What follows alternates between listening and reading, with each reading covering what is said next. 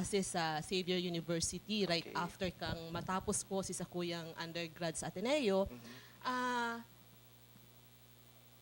kang sakuyang pagstay duman sa laog ning duwang taon, Duwang taon. partner mo. Harayo itong partner.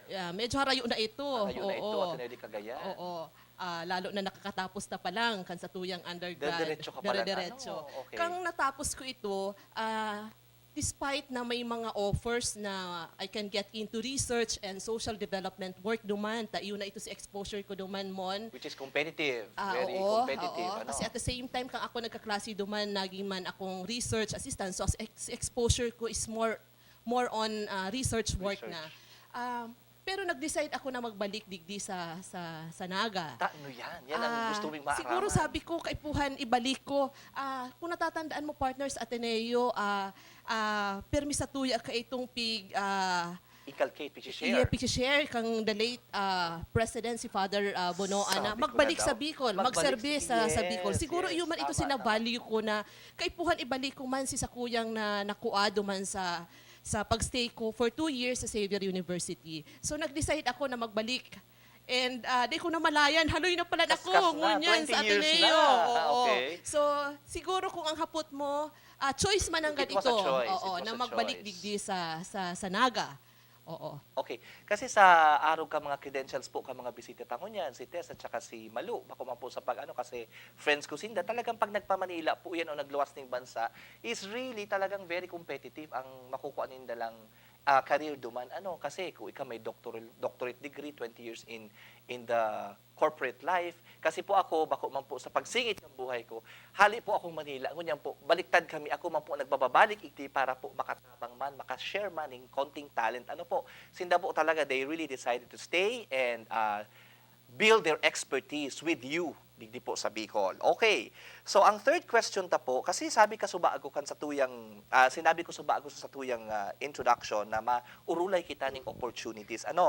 So ang third question ko po sa Inda, pati po sa Indo, you can also participate through text and email.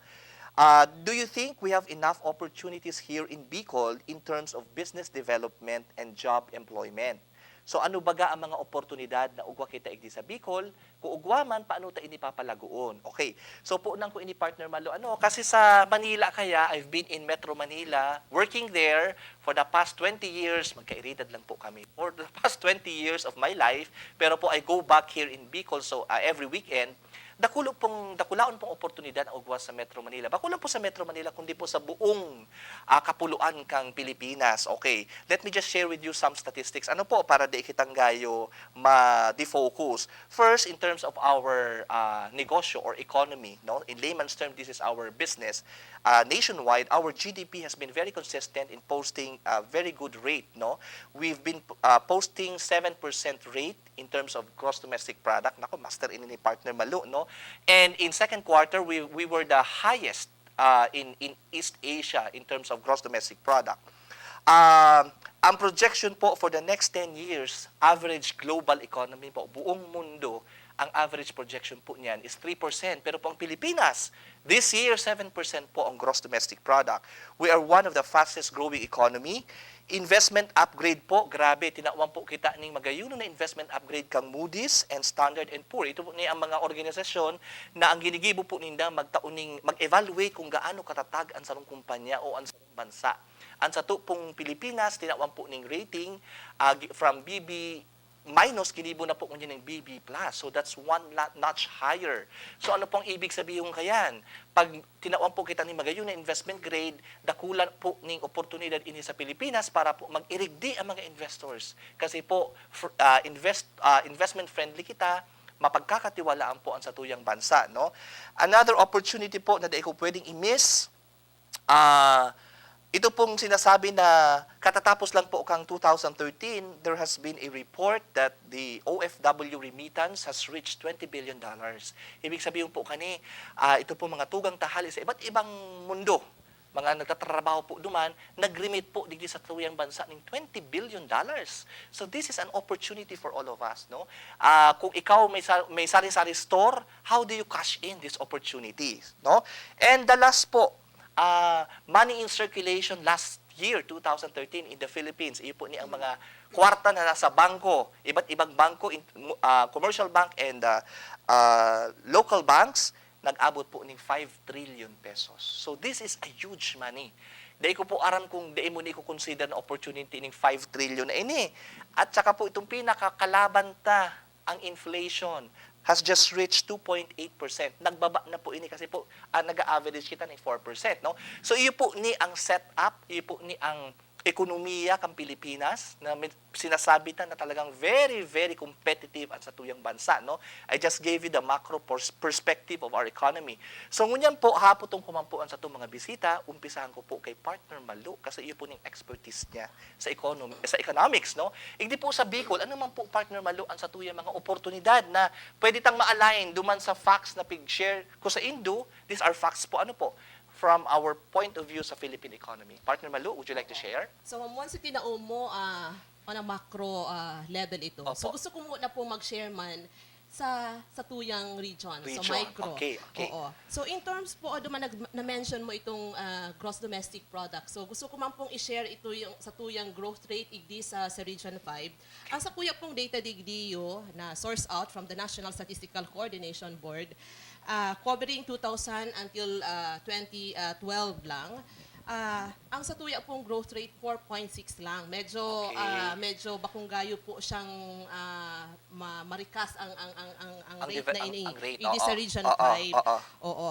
And I'd like to share man mo itong sa tuyang labor force and population. Inutong Okay. ko muna ang population. So Bicolanos make up 6% of the total population. Iyo po iyan, 5.4 million of 92 million po ang population ta. So meaning 5.4 million kita digdi sa Region 5 out of the 92 million, and as sa tuyang labor force man po 2.2 million out Okay. of 40 million. Oo. So manuod po sa employment rate, considering ini yung sa tuyang population and labor force figures, igwa po kita ning 94%. And ang 87% kayan mon hali sa informal employment. And kung informal employment, hali ini sa agricultural Okay. sector, which Hapon is tong kusara also sa imo. 42% man. So halangkaw na ini yung sa tuyang employment. Kaya lang nga ni nagsasabi na hali ini, ang 87% hali sa informal employment mon. Ang sa tuya man underemployment rate is 35%, and ang sa tuya man unemployment rate is 6.1.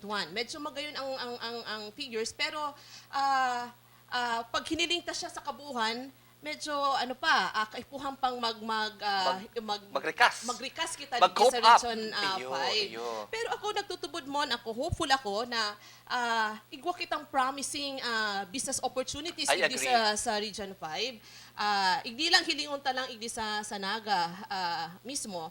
Nakulo na pong managlalaraog na businesses mo na. Investments. Oo, igwang may malaugo na bagong call center, may Wow, panibagong that's a good mall. news. Okay. Oo. So ini po mga nagpapahiling na Indicators. igwang mga opportunities igdi na makaka-create ding better jobs, more and better jobs here in Naga alone, and siguro sa laog pa man sa buong Region 5.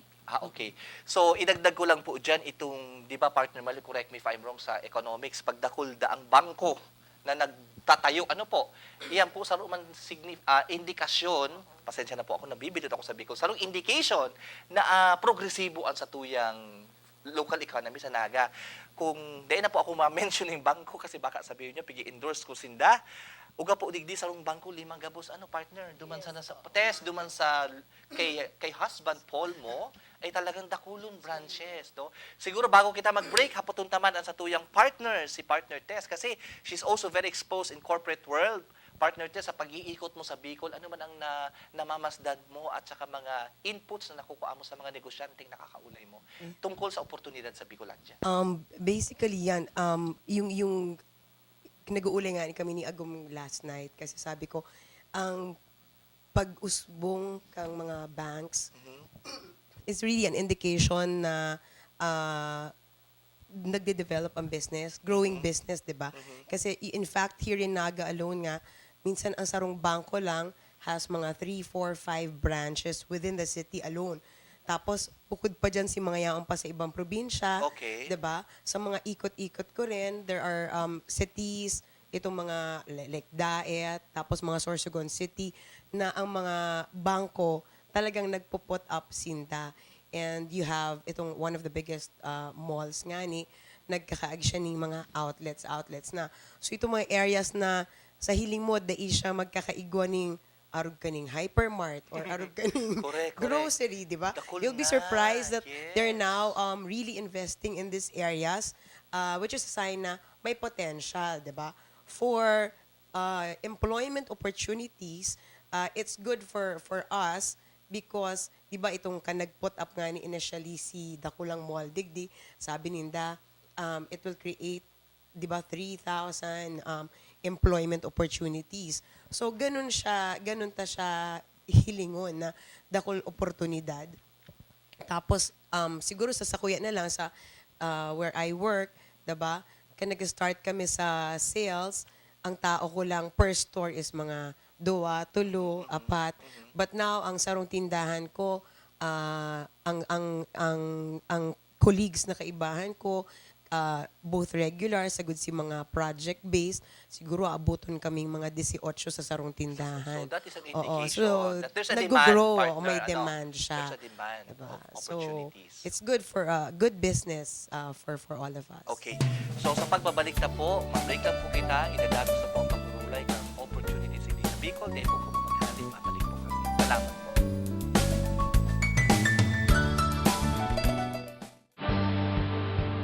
Gumising na,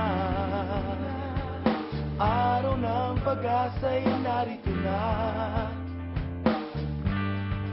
Darating din ang umaga.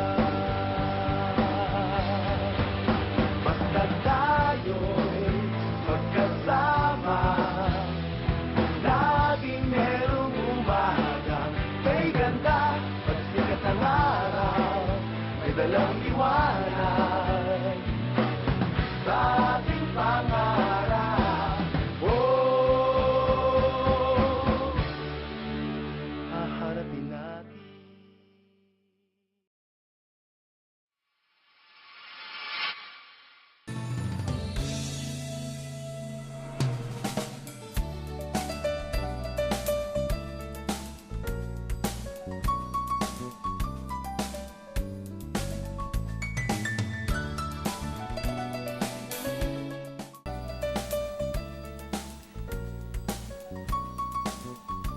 Welcome back to Growing Day with Mon. Mapadagos po kita ngunyan. Ang sunod pong hapot, na-establish na po na may oportunidad sa Bicol. Ito po oportunidad sa Naga. Ito pong matarapos ng pag-adal kung na maabot na Marso. Talaga pong you don't need to think of going to Manila. Although there's nothing wrong going outside Naga. Pero po, hindi pa lang po na-establish mo po kasubago with my visitors, with our guests, na po talagang ugwa kita ning magayuno na hinahalat igdi sa Bicol. Ngunyan po, moving forward, ang next question ko po sa Inda, na I'm sure magiging interesado man po kung maaraman, based on your personal experiences, partners Malu and Tess, and your interface with successful people from all walks of life igdi sa Naga, sa Bicol, what do you think are the top 3 values, skills, philosophies that every Bicolano must have in order to be better prepared for these opportunities that we have mentioned a while ago? So, ngunyan mapaong kita kay partner Malu. Okay, so salamat Mon. So base sa kuyang eksperyensya Mon, ini ang nahihiling ko na kaipuhan ma-imbibe kang mga Bicolanos. Kaipuhan siguro igwa kita ning self-initiative. Dahil lang kita nagpaparahalat na mo may mag-abot ang mga oportunidad para sa tuya. We have to make things happen. Siguro Yan yun gusto po ang ko. Talagang pangbarangkada ang pag-iisip. kaipuhan Mon. Kaipuhan, we have to keep on learning. Dapat mag-discover kita kung paano ta maangat ang sa tuyang kabuhayan digdi sa Naga, digdi sa Region 5. Pangalawa siguro partner itong maray na working attitude and behavior giraray. Okay. Totoo kita makiisama, makiiba sa iba-ibang klaseng tao. Oo, siguro dahil naghapot ka kang values and skills. So siguro po ang iday man ang hulugan na igwa kita ning more on cognitive lang kita. Tama. So anong aram Agree ta. with you, partner. So kay puhan sa pakikibagiraray Relationship. yes, iyan ang Yes, importante okay. ho na maray. Pangatulugaro, siguro kay pon igwa kita giraray ma-imbibe ta itong perseverance. Oo. And at the same time, we have to be positive always. Okay. Oo. Especially ngunyan, 2014. Yes, 2014 Ano, na. partner, Oo, kay dapat- puhan, positivity. Oo. We have You have to attract. Yes. The law of attraction, Law of attraction operates. na ano ta po Okay. bagaya na Naadalan ta. naadalan ta yan na we have to attract more of what we want and less of what we don't. Fantastic! Oo. So, kay Yan ang puhan gusto ko. siguro, arog kayan ang sa tuyang mga Galing. paghiling sa buhay ngunyan Okay. mo na Okay. kung ano ang mga date gusto ta, kay puhan, magibo kita ng paagi kung paano ta yan ma-achieve. Okay. Oo. Siguro yun na yun Salamat. ang Uy, hindi ko malimit sa top 3 lang ha. Baka uwag ka mo. sige. Pero bago ko itao ang mikropono kay Tess, gusto ko lang dugtungan itong pinakamagayon mong sinabi. Gabos magayon pero ang pinakamagayon mong sinabi na iyon man po ang sa mga advocacy kang Growing David Mon. In fact, ito mga nagdadaralan sa to for the past 4 Saturdays, paulit-ulit ko ning sinasabi, baka nga iba na naiinis na, nasusuyo na yung piniming emphasize kang programa, yung entitlement. Ano po, dapat po haliun ta ang entitlement mentality. Very simple po, entitlement means tawan mo ako ng pagkakansa atyan, tawan mo ako ng ayuda, pautang pahaga. This is entitlement mentality. Kasi po, ang entitlement mentality, it creates more of psychological dependence. Ano po? Di ko po sinasabi na di kita mahagad tabang. Siyempre po, itong nangyari sa Yolanda, nagtatrabangan po kita. Pero po, at the end of the day, the personal obligation, ano partner Malo, na pagpayaman sa buhay at pagpalago, resides within us. Di pwedeng, sorry po di po ako malaog sa politika. Ano po, di po itong si Mr. President, si Mr. Congressman, or si boss ang kailangan magtauning ayuda, kundi po kita mismo. Ayan, sinamarize po ni partner Malo, dinuunan ko lang yung dikit, self-entitlement po, di po kita maasa lang kita sa saduyang sa diri. Okay, ngunyan po, itatao ko ng mikropono kay partner Tess. I'm sure may mga valuable inputs man siya sa pagtatrabaho niya for the past 20 years, igdi sa Bicol. Ano po ang top 3 skills, values,